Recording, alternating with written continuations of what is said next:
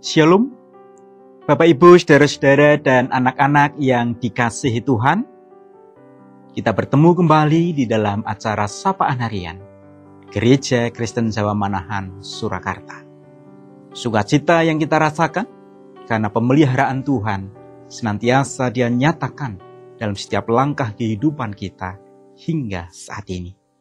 Mari Bapak Ibu dan saudara-saudara anak-anak yang berbahagia, sebelum kita bersama-sama menerima dan merenungkan sabda firman Tuhan, kita datang kepada Tuhan di dalam doa.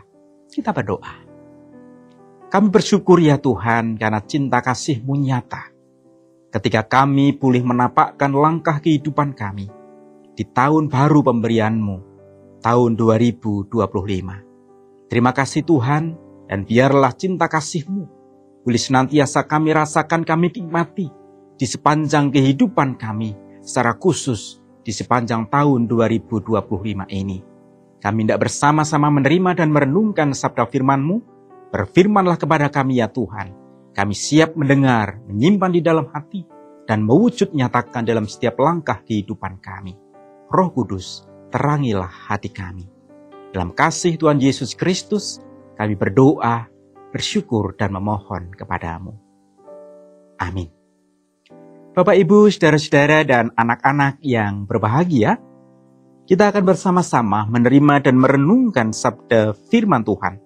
Seperti yang tertulis di dalam kitab Perjanjian Lama, Mazmur 19 ayat 14. Mazmur 19 ayat 14 yang demikian firman Tuhan.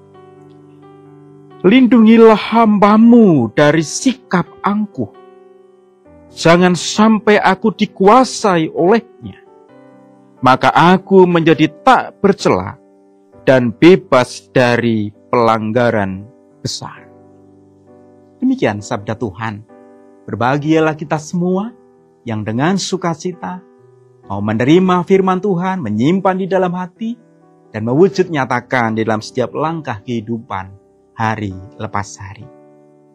Bapak Ibu, saudara-saudara, anak-anak yang dikasihi Tuhan, syukur kita panjatkan kepada Tuhan yang Maha Baik, karena kita semua telah diperkenankan Tuhan untuk menapakkan langkah kehidupan kita di tahun baru, tahun 2025. Bapak Ibu, saudara-saudara, anak-anak yang dikasihi Tuhan, tentu kita tidak tahu apa yang akan terjadi di sepanjang tahun 2025 ini. Tapi sebagai anak-anak Tuhan, kita memiliki pengharapan, kita memiliki kekuatan. Dan Tuhan yang Maha Baik itu tidak akan meninggalkan kita. Karena Dia terus berkarya, menuntun dan memberkati kehidupan kita. Bapak Ibu, saudara-saudara dan anak-anak yang dikasihi Tuhan, sang pemazmur di dalam Mazmur 19 secara khusus ayat 14 mengajak kita semua untuk melihat dan merasakan cinta kasih Tuhan di dalam kehidupan kita. Lindungilah hamba-Mu dari sikap angkuh. Jangan sampai aku dikuasai olehnya. Maka aku menjadi tak bercela dan bebas dari pelanggaran besar.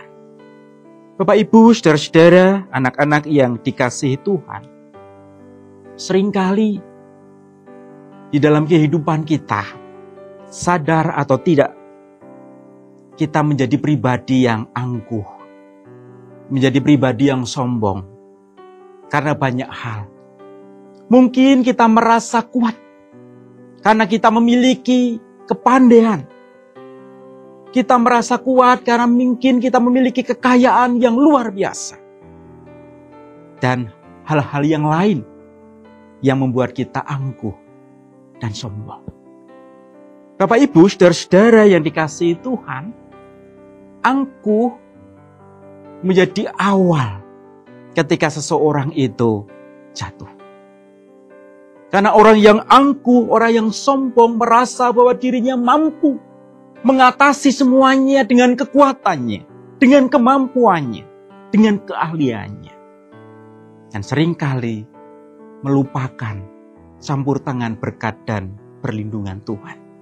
Dan seringkali juga orang yang angkuh, orang yang sombong meremehkan sesama dan lingkungannya.